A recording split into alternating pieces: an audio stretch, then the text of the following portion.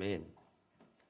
지금 제가 이번 주에 설교가 10번째예요. 그래서 목이 막 갈라지고 지금 기도회가 지금 4번 기도회 인도를 했고 해서 지금 아까 권사님께서 영육간에 피곤치 않게 해달라고 되셨는데 너무 피곤해요. 너무 피곤합니다. 그래서 목소리가 막 갈라지고 지금 그죠? 예, 목이 마르고 그래서 아무튼 하나님이 엄청 쓰시고 계십니다. 힘들어 죽겠네요. 감사하죠. 예, 감사한 일입니다. 자, 여러분들 돈 싫어하시는 분 계십니까 혹시? 나는 돈이 싫다. 나는 돈이 싫어요. 그러면은 일어나서 나가시면 되겠습니다. 자리에서 일어나서 밖으로 나가시면 돼요. 돈이 싫을 수 있죠. 돈이 웬수다. 지긋지긋하다. 돈이 싫을 수 있지만 그럼 난 돈이 필요 없어요 하시는 분 있으면 일어나서 나가시면 되겠습니다. 우리는 사실 모두 다 돈이 좋죠. 돈이 어떻게 싫겠습니까? 싫어할 수는 있습니다. 돈 때문에 가족이랑도 멀어지고 친구들끼리도 멀어져서 난 돈이 싫다 할 수 있지만 돈이 필요 없는 사람은 한 사람도 없습니다. 우리 이 세상을 살아갈 때 다 누구나 돈이 필요하고 돈이 좋은 거죠. 그래서 사실 우리 하나님께 기도할 때 하나님 저희에게 복을 주시옵소서 기도하지만 그걸 속으로 번역기를 돌려보면 어떤 말이 나오냐면은 하나님 복을 주시려거든 돈으로 주세요. 기왕이면 돈으로 주세요. 이런 기도를 하는 거죠. 사실 뭐 부자를 그렇게 욕하는 사람들이 세상에 많지만 막상 부자 앞에 가면은 아주 그냥 부자를 칭찬하고 좋아하는 사람도 되게 많아집니다. 부자를 막 욕하고 손가락질 하다가도 부자에게 정말 도움을 받게 되면은 갑자기 뭐 입에 침이 마르지 않게 막 칭찬하고 야 역시 부자들이 마음씨가 좋아, 마음이 넓어, 씀씀이가 커 이러면서 칭찬하는 거를 한두 번 본 게 아닙니다. 물론 우리 주위에 가난해도 존경받는 분들 계십니다. 가난해도 훌륭한 분들 계십니다. 가난해도 선한 영향력을 펼치면서 그 어떤 부자보다 정말 부유하게 살아가시는 분들도 많이 계십니다.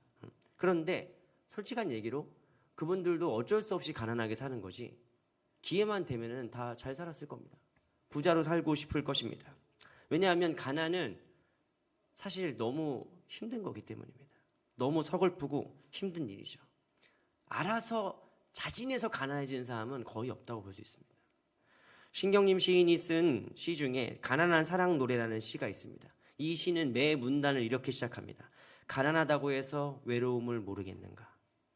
가난하다고 해서 두려움이 없겠는가?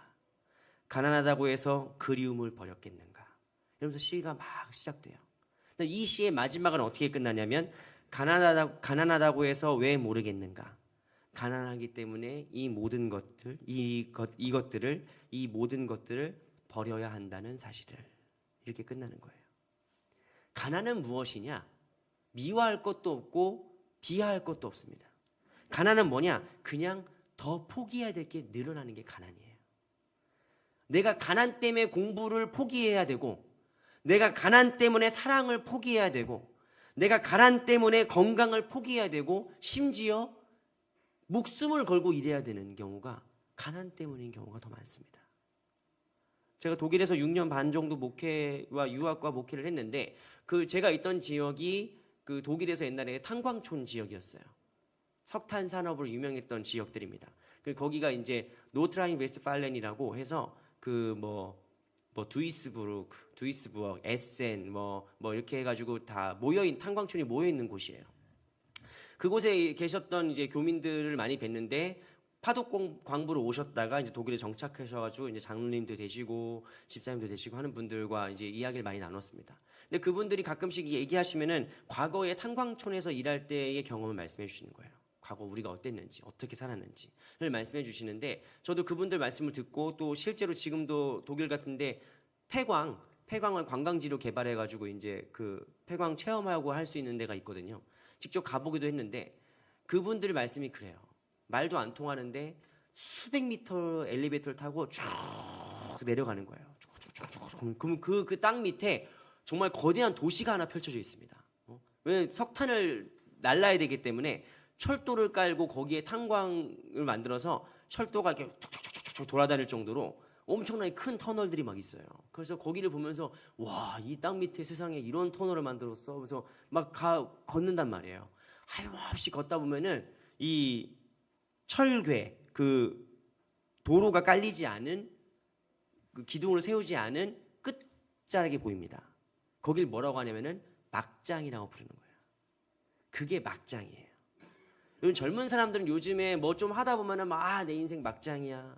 이제 인생 망했어. 시험 못 보고 내 인생 막장이야. 우리 집 돈 없는 거 보고 우리 집 막장이야. 뭐 이게 막장이란 말을 함부로 써요. 그런데 이분들 앞에 가가지고 막장이란 말 함부로 쓰면은 큰일 납니다. 왜냐면 이분들은 정말 막장을 경험한 분들이에요. 막장이 어떤 곳이냐? 아직 이 광이 여기에 석탄이 있는지 없는지, 여기를 뚫어도 되는지 안 되는지 모르는 상황이에요. 그래서 일단 캐는 겁니다. 일단 거기를 뚫는 거예요. 근데 잘못 딱 치면 확 무너져요. 잘못 딱 치면 이게 와르르 무너집니다. 그래서 거기 있는 사람 다 죽는 거예요. 그러니까 막장은 어떻게 하는 겁니까? 고도의 긴장이 있는 거예요. 그리고 이걸 막 치니까, 좁은 데서 막 치니까 이게 석탄 이 가루가 막 눈에 보이니까 보이지도 않고 숨 쉬기는 힘들고, 이 석탄 가루가 다 폐 속에 들어가가지고 막 기침은 계속 나고, 그 뜨거운 곳에서 계속 이렇게 쳐가지고 한 번 칠 때마다 목숨을 걸고 치는 거예요. 그래서 이분들이 독일의 탄광 산업이 끝난 다음에 이제 독일에서 뭐 가게도 하시고 뭐 식당도 하시고 뭐 청소도 하시고 뭐 다양한 일들을 하시면서 독일에 정착을 하시는데 얼마나 어렵겠어요. 이민자의 삶이라는 게 말도 안 통하는 곳에서. 그런데 그분들이 그 힘든 일을 하시면서 마음속에 항상 어떤 마음이 드느냐? 그래도 막장보단 낫다. 그 마음으로 살았다는 거예요. 그 마음을 버텼다는 거예요. 인생의 그 어떤 어려움과 힘든 순간이 와도 그래도 막장보다 낫지. 그게 막장입니다. 그게 막장이에요. 여러분 자식들 같으면 막장 보내고 싶겠습니까? 근데 이분들은 왜 막장에 들어갔을까요? 현실이 더 막장이라서 그래요. 우리가 살아가는 현실이 더 막장 같으니까 목숨을 걸고 그 막장에서 일을 해야 되는 거예요. 이게 가난입니다. 가난은 이런 거예요. 그런데 오늘 주님께서 심령이 가난한 자는 복이 있나니 천국이 저들의 것이미요 라고 말씀하셨을 때 이 말을 듣는 사람들은 다 기분이 나쁜 겁니다. 첫 번째, 가난한 사람들은 진짜 기분이 나빠요. 왜? 예수님 가난해봤어요? 아니 하나님 가난해서 뭘 합니까? 며칠 만에 밥 한 끼 먹어봤어요 하나님?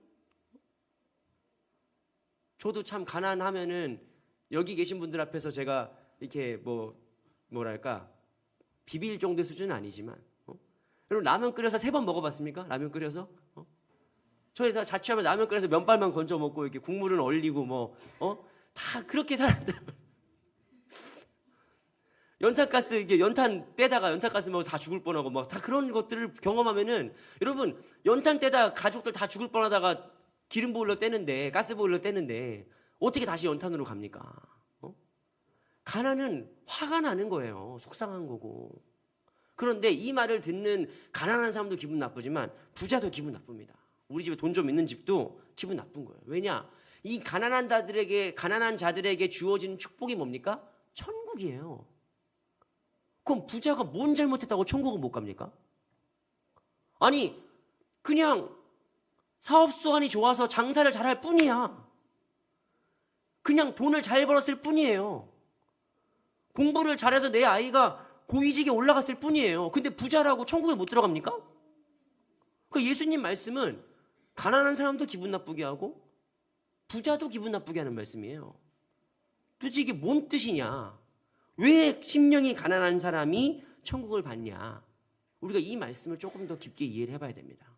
근데 여러분의 눈빛이 다들 지금 저를 무슨 이단처럼 보고 계셔가지고 제가 결론부터 말씀드리면 예수님은 돈으로 사람 차별하는 분이 아닙니다. 돈이 많다고 뭐 정죄하시고 돈이 없다고 막 동정하시고 가난을 미화시키거나 뭐 비하하거나 이런 분이 아니에요. 지금 예수님 말씀하신 건 단순히 돈이 아니에요. 그냥 단순히 돈이 많은 사람들은 천국 못 가고 돈 없는 사람은 무조건 천국 가고 그런 식으로 이분법적으로 나누시는 게 아닙니다. 아니면은 뭐 흔한 무당이나 교주들이 얘기한 것처럼 복채가 부족하다. 가난한 마음을 조건으로 거시는 게 아니에요. 너희가 가난해져야 천국에 간다는 게 아니에요. 심령이 가난한 자는 지금 상태입니다. 가난한 건 지금 상태예요. 조건이 아니라고. 가난해져야 천국 간다는 게 아니에요. 가난한 상태를 말하는 겁니다. 그래서 이 말씀을 장로교의 아버지인 장깔뱅은 어떻게 주석했냐면 이렇게 해석했습니다. 심령이 가난한 자란 자신에게는 아무것도 의지할 것이 없어서 오직 하나님의 자비만을 의지하는 사람이다. 나에게는 아무것도 의지할 것이 없어서 오직 하나님의 긍휼만을 자비만을 구하고 바라는 사람이다는 게 심령이 가난한 자의 의미라는 거예요. 그러니까 여러분 여기서 가난하다는 것, 거지라는 거는 상대적인 개념이 아니에요. 우리는 대한민국은 지금 여러분 절대적 빈곤이 사라진 나라입니다. 가난한 사람들 있잖아요. 있죠. 그런데 생존을 걱정할 수 있는 가난은 우리나라에 없어요. 주민센터에 신고하면 이제 차상위 계층 이렇게 해가지고 보호를 받을 수 있는 나라입니다. 대한민국은 복받은 나라죠. 그러니까 우리는 지금 여기 계신 분들이 이제 70 이상 이런 분들은 80 이상 이런 분들은 이제 전쟁 이후를 겪으셨기 때문에 절대적 빈곤을 경험하신 분들이 계시지만 사실 60 이하는 그거 경험을 못 해봤어요. 절대적 빈곤까지 경험해 본 적이 없어요. 그러니까 여기에서 지금 말하는 그리스어로 푸토시오스라고 하는데 이 푸토시오스는 그냥 절대적인 가난을 얘기하는 거예요. 궁극적인 궁핍함을 얘기하는 겁니다. 그러면은 그냥 한마디로 그냥 오늘 여기서 심령이 가난한 자라는 뜻은 그냥 내 마음이 조금 오늘 허전하네. 나 요즘 사는 게 너무 재미없네. 이런 상대적인 상태를 얘기하는 게 아니에요. 절대적인 상태를 얘기하는 거예요. 절대적인 상태를. 그럼 그게 뭔 뜻이냐? 이거를 신학자 칼바르트가 이렇게 얘기합니다. 신학자 칼바르트가 이 인간의 실존 상황을 어떻게 해석했냐면 제가 수식을 하나 써드렸는데 윤경 집사님 한번 보여주시면은 인간은 자기 삶이 더하기 빼기 곱하기 이런 줄 알아요. 그러니까 여기 A 더하기 B 더하기 C 더하기 D 더하기처럼 여기다가 내 재산 더하기, 학력 더하기, 직장 더하기, 자식 더하기 이렇게 하시면 돼요. 여러분 우리는 우리의 삶이 저렇게 더하고 빼고 곱하고 나누고 하는 과정인 줄 알아요. 그렇게 살고 있죠, 사실. 그런데 신학자 칼바르트는 뭐라고 얘기했냐면 다음 장 넘겨주시면은 Unser Leben ist 우리의 삶이란 우리의 인생이란 인간이란 무엇이냐? 미누스 포데아 괴틀리시의 클라머라고 있어요. 마이너스 포데아 괴틀리시 클라머. 인생의 괄호 앞에 있는 마이너스 부호다. 이렇게 얘기했어요. 뭔 뜻이냐면 여러분 이 괄호 안에 이런 수학 다 저보다 잘하시죠? 제 수학 점수는 죽을 때까지 말할 수 없어요. 여러분이 저를 엄청나게 한심하게 보실 거기 때문에 제 수학 점수는 얘기할 수 없습니다. 하지만 여러분 이게 수학의 대전제예요. 기본적인 수학 방식이에요. 뭐죠? 괄호 안에 있는 수식은 괄호로 끝내고 이 괄호 안에 수식이 끝나면 뭐가 되는 거예요? 괄호 밖에 있는 부호에 영향을 받습니다. 여기서 여러분이 이제 그만 보여주셔도 돼요. 여기에서 이 괄호 안에서 여러분이 100을 곱하건 10을 곱하건 10억을 더하든 100억을 더하든 곱하든 여러분 이 괄호의 계산이 끝나면 뭐만 남습니까? 그 앞에 부호의 영향을 받아요. 이게 뭐라는 거예요? 인간이라는 거예요. 이게 뭐라는 겁니까? 인생인 겁니다. 여러분 우리가 우리 인생 가운데에 무엇을 더하든 거기에 무엇을 곱하든 거기에 10에 몇백 승을 하고 더하고 별짓을 다 해도 결국 우리 인생의 이 괄호가 사라지는 날이 와요. 결국 그 인생의 괄호가 사라지는 날이 옵니다. 그럼 뭐만 남습니까? 우리가 마이너스를 눈앞에 보고 있는 거예요. 마이너스를 눈앞에 봅니다. 이것이 뭡니까? 바로 인간의 실존이다. 인간의 실존이다. 영락교회 원로 목사님이었던 한경진 목사님이 은퇴하시고 나서 남산에 계실 때 소망교회 곽선희 목사님을 불렀대요. 임자 나 좀 보자고. 그래가지고 갔는데 그 한 목사님이 곽 목사님한테 임자 내가 영어를 얼마나 잘하는 줄 알디? 그래가지고 아유 알죠. 대한민국에서 목사님만큼 영어 하는 사람 많지 않죠. 열 손가락에 꼽죠. 이렇게 얘기했대요. 그러니까 기지 기디 이러면서 내가 영어를 잘하고 싶어가지고 고등학교 내내 영어 공부를 하고 숭실대 가가지고도 영어 영문학과 가가지고 공부하고 미국 유학 가서도 계속 영어로 공부하고 영어로 논문 쓰고 평생 내가 말씀을 읽을 때도 영어 성경 먼저 읽고 한글 성경 봤다는 거예요. 그렇게 내가 영어를 끊임없이 공부하고 잘 했는데 인자 어느 날 갑자기 기억이 안 나. 누가 책장을 찢어버린 것처럼 기억이 안 나. 영어로 인사도 기억이 안 나. 그렇다는 거예요. 그러면서 광 목사님한테 그렇게 얘기하셨대요. 자네도 곧 그렇게 될 기야. 여러분 40년 50년을 공부를 해도 어느 순간 이 과로가 사라지는 날이 옵니다. 갑자기 사라져요. 거짓말처럼. 그렇게 건강하게 살다가 갑자기 사라질 때가 와요. 내 평생 천년만년 살 것 같았던 내 인생이 갑자기 사라지는 날이 옵니다. 그때 인간은 뭘 경험하느냐? 마이너스를 봐요. 그 실존적인 불안이 있습니다. 이 말이 어디서 나오느냐? 칼바르트의 로마서 강해 2판에 나오는데 거기에서는 어떤 말씀을 얘기했냐면 로마서 3장 23절 말씀이에요. 로마서 3장 23절 말씀 뭐라고 써있느냐? 모든 사람이 죄를 범하였음에 하나님의 영광에 이르지 못하더니. 모든 사람이 죄를 범하였다는 건 다 범죄자고 우리 다 잘못했다는 얘기가 아니라 죄는 뭡니까? 1차적인 뜻이 하마르티아, 하나님의 영광에 이르지 못한다는 얘기예요. 화살을 쐈는데 그게 관역에 맞지 못하고 이르지 못하는 걸 죄라고 얘기해요. 그걸 오늘날 말로 뭐라고 얘기하는 겁니까? 우리가 근본적인 불안 상태에 있다. 우리 인생 앞에 뭐가 있다? 마이너스가 있다. 그게 육체의 쇠락이든지 뭔가 우리가 계획했던 것의 종말이든지 우리 인생의 끝이든지 죽음이든지 어쨌든 간에 인간은 본질적으로 우리 괄호 앞에 마이너스를 보는 사람들입니다. 여러분 인간이라면 누구나 그걸 느껴요. 누구나. 애도 느껴요. 애도 불안을 느낍니다. 그래서 독일의 철학자인 마틴 하이데거가 인간의 근본 감정, 인간의 그룬트 게필, 인간의 근본적인 감정은 뭐다? 불안이라고 얘기했어요. 왜 불안하냐? 우리 중에 그 누구도 계획하고 이 땅에 온 사람이 한 명도 없기 때문이에요. 내가 어디 태어나야지? 나는 미국에 태어나야지? 난 대한민국 강남구에 태어나야지? 라고 계획한 사람 한 명도 없어요. 그냥 눈 떠보니까 거기 있는 거예요. 독일말로 거기 있다.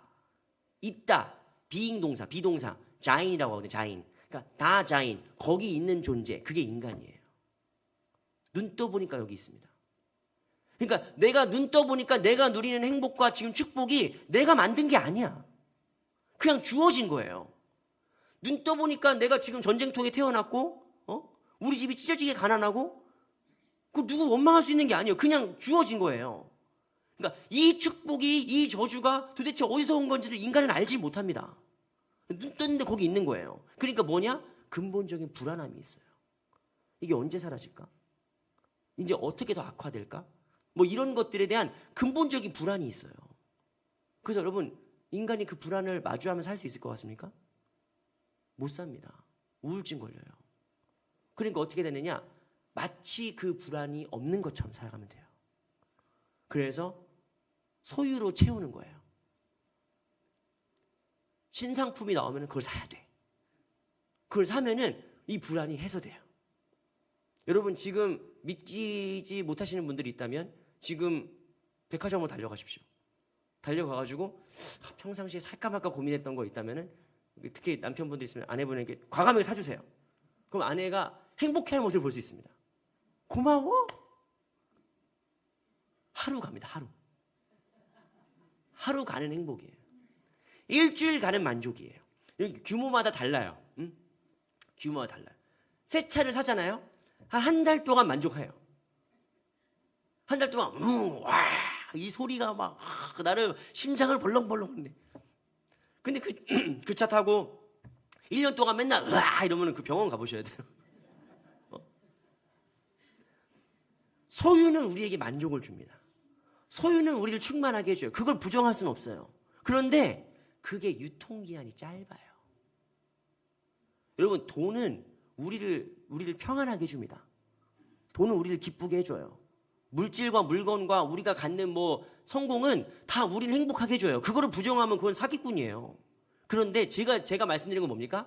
그 행복의 유통기한이 짧다고요. 행복하게 느끼게 해주는 거예요. 여러분, 약도 마찬가지죠.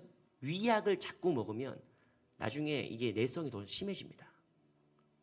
내가 소유나 어떤 술이나 쾌락이나 만족이나 순간적인 어떤 만족을 계속 찾아서 이 실존의 불안을 해결하려고 하면 나중에 더 센 걸 찾아야 돼. 더 센 거를 찾게 돼 있어요, 사람이. 그럼 계속 공허해지는 거예요.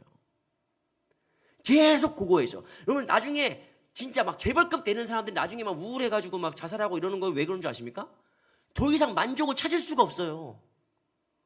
뭘로도 만족을 찾을 수가 없어요. 위약이 아니에요, 위약이. 진짜 약을 받아야 돼요, 진짜 약을. 그게 뭡니까? 하나님 말씀이에요. 그게 복음입니다. 그래서 오늘 예수님께서 하신 말씀을 그리스어의 원어대로 더 가깝게 번역을 하면 이렇게 번역되는 거예요. 복되도다 이 심령이 가난한 자들아. 너희가 심령이 가난하다는 걸 깨달은 자들아. 주님 말고는 내게 아무런 소망이 없다는 걸 깨달은 자들아. 너희들이 복되다. 왜냐? 천국이 너희들의 것이기 때문이다. 여러분, 천국이 왜 그들의 것입니까? 그들은 내가 가진 재산과 학식과 학력과 이 모든 것들이 결국 무의미해진다는 걸 아는 사람들이에요. 그 사람들이 가난한 사람입니다. 그 사람이 심령이 가난한 사람들이에요. 여러분, 예수님 만났던 사람들은 모두 다 심령이 가난한 사람들이었어요. 바디메오, 소경이죠. 주님이 지나가신다는 소리를 들으니까 보이지 않지만 다윗의 자손 예수여 나를 불쌍히 여기소서 막 소리를 지르는 거예요. 사람들이 조용히 하라고 해도 그런 건 안 들려. 그런 건 하나도 안 중요해. 난 지금 주님 만나야만 해요. 가난한 사람처럼 찾는 거예요. 삭개오 세리장입니다. 돈 많은 사람이에요. 근데 그 삭개오가 예수님께서 여리고를 지나가신다는 소리를 듣자마자 뽕나무를 막 타고 올라가는 거예요. 돌 무화과나무를 밟고 올라가서라도 주님 만나야 되겠어. 내가 주님 만나야 되겠단 말이에요. 니고데모 산헤드린 공의회 회원입니다. 우리로 치면 국회의원이에요. 그런데 자기 권력과 지위와 체면과 다 내려놓고 젊은 예수에게 가서 거듭남이 무엇인지를 물어보는 사람이에요. 여러분, 예수님 만난 사람 다 어떤 사람들입니까? 진짜 가난한 걸 얘기하는 게 아니에요. 심령이 가난한 거예요. 지금 내가 가진 그 어떤 것보다도 주님을 붙잡고 싶고 주님을 만나고 싶은 그 갈망이 있는 사람들이 주님을 만나는 거예요. 그런데 여러분, 우리는 그런 생각 가끔씩 하죠. 그 영국의 무신론자 철학자인 버트란드 러셀이 했던 얘기지만 하나님이 살아계시면 오케이 내가 믿을 테니까 지금 손가락으로 하늘에 나타나가지고 I am here 한 번만 써줘라. I am here 이렇게 써주면은 내가 하나님 믿겠다는 거야. 살아계신 걸. 그렇게 얘기할 정도예요. 그럼 우리가 이제 그런 얘기를 들을 때마다 이제 화가 나죠. 그러면서 하나님께 기도하고 싶은 거예요. 하나님 한 번만 보여주세요. 하나님 기적을 한 번만 보여주세요. 우리 막 아픈 사람이 벌떡벌떡 일어나고 진짜 막 가난했던 집에 막 성공하고 막 대박 나고 한 번만 보여주시면 이게 하나님의 역사하고 증거로 내가 막 이렇게 증거할 것 같잖아요. 그런데 놀랍게도 예수님 공생의 당시에 예수님의 놀라운 기적을 다 본 사람들이 있어요. 오병이요? 다 봤어요. 죽었던 사람 살아나는 거 다 봤어요. 그런데도 예수님 안 믿는 사람이 있습니다. 누구죠? 바리새인들, 서기관들, 사두개인들, 이런 사람들은 예수님의 놀라운 기적과 말씀을 직접 보고 듣고도 안 믿어. 왜 안 믿을까요? 내 속에 내가 너무나 많아. 당신이 쉴 곳이 없네. 마음이 부요하기 때문이에요. 마음이 부요한 게 아니라 마음이 부요한 척하는 거예요. 우리는 모두 다 우리가 쌓아온 모든 업적과 모든 재산과 모든 우리의 이것들이 결국엔 마이너스 앞에 서 있다는 걸 알고 있는 사람들이에요. 그래서 심령이 가난해. 근데 내가 부자라고 생각하는 사람들은 어떤 사람들이냐? 하나님 말고도 의지할 게 너무 많은 거예요. 하나님 나에게 없어도 돈이 있고 권세가 있고 학식이 있고, 그래서 나의 실존적인 공허함을 이걸로 때우고 살아가는 거예요. 이게 나의 실존적인 공허함을 만족을 시켜준다고 믿고 살아가는 거예요. 그러면 사람이 어떻게 됩니까? 위약에 중독되죠. 위약에 중독되는 겁니다. 여러분, 오늘 주님 말씀에서 가장 중요한 것은 무엇이냐? 심령이 가난한 자들이라는 건 뭔 뜻이냐? 바로 우리가 하나님 없이는 아무것도 아닙니다. 주님이 우리의 궁극적인 소망이 되십니다 라고 고백하는 사람들입니다. 하나님을 바라는 거예요. 오늘 이 설교 제목은 조금 자극적이긴 하지만 제가 한 말이 아니고 종교개혁자인 마틴 루터가 했던 말입니다. 마틴 루터의 유언으로 알려져 있어요. 마틴 루터가 나중에 늙어서는 이제 거동을 잘 못하고 편지로 이렇게 써가지고 한두 줄씩 써가지고 메시지를 전하곤 했는데, 마틴 루터가 마지막으로 쓴 메시지가 바로 이거예요. Wir sind Bettler, das ist wahr. Wir sind Bettler, 우리는 모두 거지다. Das ist wahr, 이것이 진리다. 이게 마틴 루터가 했던 마지막 유언이에요. 이 사람이 어떤 사람이냐? 이따가 세미나 시간에 잠깐 말씀드리겠지만 본의 아니게 세계사적 인물이 된 사람이에요. 마틴 루터는 종교개혁을 하려고 한 적이 없습니다. 근데 어쩌다 보니까 자기가 종교개혁의 선두주자가 돼가지고 막 자기 때문에 독일이 막 제후들이 따라오고 막 사람들이 따라오고 수백만의 추종자가 생기고 막 이렇게 된 거예요. 엄청나게 유명한 사람이 됐어요, 마틴 루터가. 근데 그 마틴 루터가 죽을 때 뭐라고 고백하느냐? 우리는 모두 거지다. 이것만이 진리다 라고 얘기하는 겁니다. 여러분, 저는 이 문장을 가슴 깊이 깨달은 때가 언제였냐면 2017년 10월 달이었어요. 2017년은 어느 때냐? 1517년 종교개혁이 일어난 지 500주년이었습니다. 그러니까 내가 독일 유학을 갔던 이유 중에 하나가 이 종교개혁 500주년에 이 역사적인 현장에 내가 있고 싶다, 그런 마음 때문에 제가 독일 유학을 결정하고 무리해서 갔던 것도 있는데, 어쨌든 2017년 종교개혁 500주년이 돼가지고 그 루터 슈타트라고 불리는, 루터의 도시라 불리는 그 비텐베르크, 거기 가가지고 사람들이 막 다 모여 있었어요. 비텐베르크. 거기 가가지고 이제 막 사람들이 막 온갖 행사들이 있고 막 그랬는데, 제 눈길을 사로잡은 거는 이 슈타트키르셰 상트 마리엔이라고 종교개혁이 일어났던 중요한 교회거든요. 그 교회 본당을 들어갔습니다. 그 사진 한번 보여주시면은, 여러분, 이 교회는 500년 전에 마틴 루터가, 멜랑이톤이, 루카스 크라나크가 그린 그림도 있고, 이 본당을 설명해도 여러분 진짜 오늘 몇 시간 동안 강의할 수 있을 정도로 정말 대단한 역사적 사건이 많은 곳이에요. 그래서 뒤에 보시면 저 제단화 보이죠? 제단. 이 본당 앞인데, 저 제단화가 독일 근대 화가 중에 제일 유명한 루카스 크라나크라는 사람이 그린 개신교의 정신들입니다. 그래가지고 아무튼 저기에 사람들 다 가 있어요. 저기 사람 다 가 있고 막 사진 찍고 저기서 뭐 온갖 행사들이 열리고 그러는데, 저는 이제 뭐 슬슬 돌다가 저거 다 보고 구경하고 길 돌다가 이쯤이죠. 우리 교회 지금 본당 이쯤 앞에 교과서에서도 한 번도 본 적 없는 동상이 써 있는 거예요. 동상이. 그래가지고 이게 뭔가 봤더니 제목이 뭐라고 써 있냐면은 Der große Bettler 이렇게 써 있었습니다. Der große Bettler. 번역하면, 우리말로 번역하면 위대한 거지란 뜻이에요. 근데 그로스 뭐 이런 게 이제 영어도 great 하면은 이제 최상급을 의미하기도 하잖아요. 그러니까 완전 거지란 뜻도 돼요. 완전 거지, 상그지, 뭐 이런 뜻입니다. 종교개혁 500주년에 그 세계적인 행사가 열렸는데 여기 앞에 상그지 동상이 있는 거예요. 그래서 이게 뭔가 도대체? 근데 제가 이 동상을 보면서 마틴 루터 유언이 떠올랐어요. Wir sind Bettler, das ist wahr. 우리가 다 거지다.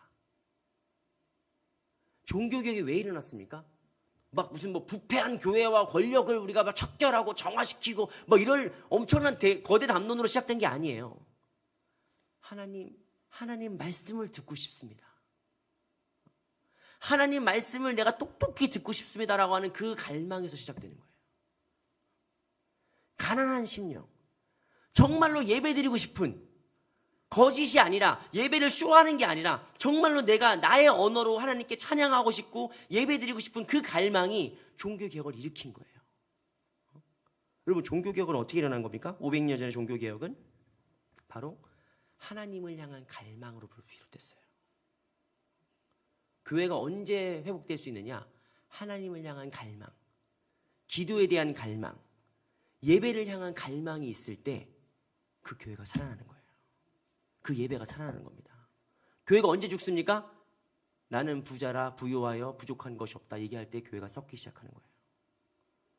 우리 지난주에 라오디게아 교회 얘기한 것처럼 나는 부자라 부요하여 더 이상 부족한 것이 없다.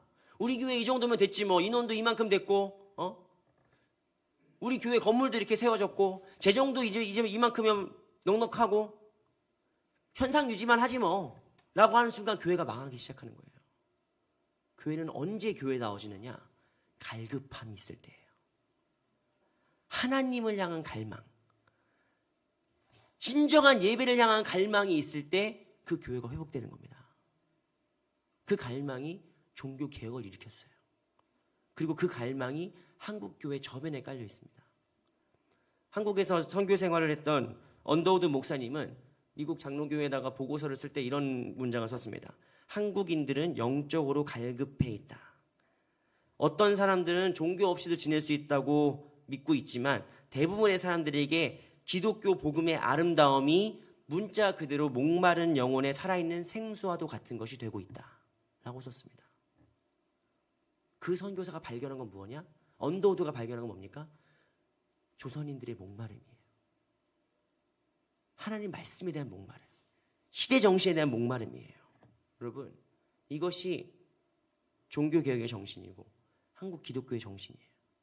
제가 지금 오늘날까지도 어쨌든 제가 행정적으로 속해 있는 교회가 소망교회인데, 제가 소망교회 가기 전에 참 얼마나 선입견이 많았겠어요.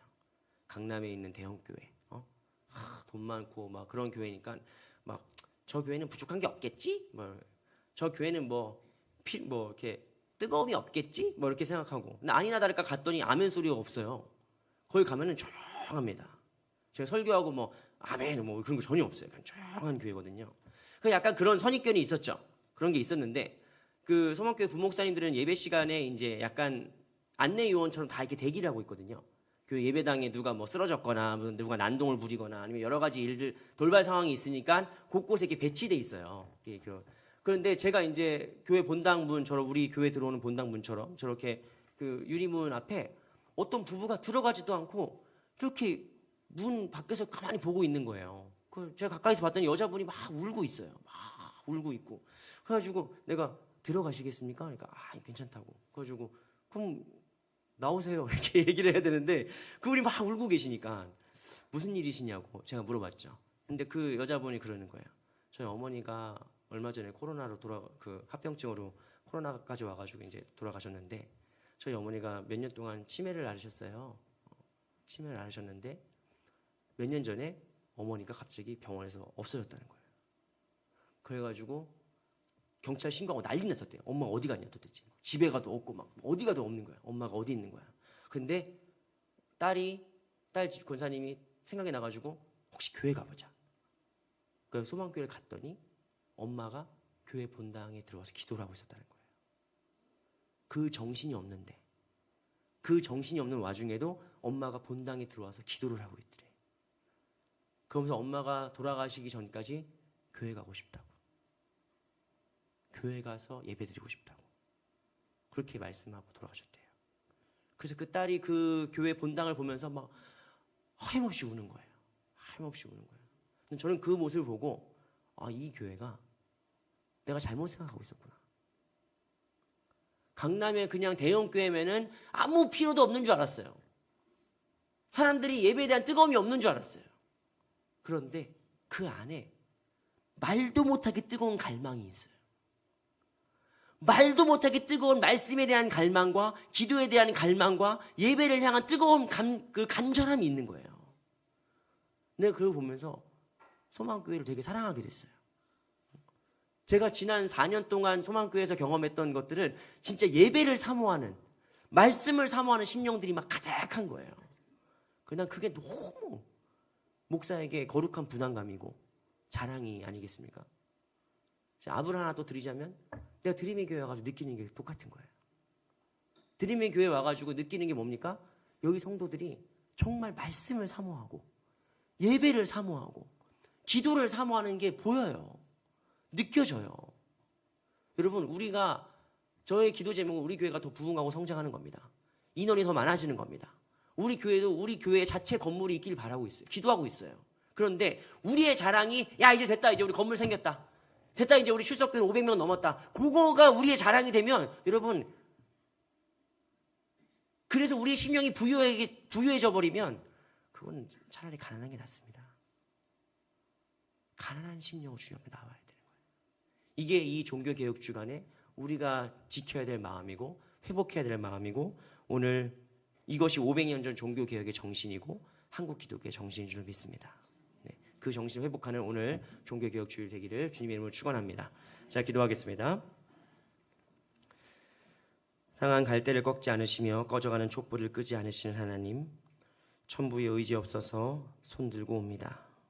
우리 손에 잡고 있는 모든 것을 내려놓고 주님께 이 손을 들고 펼칩니다.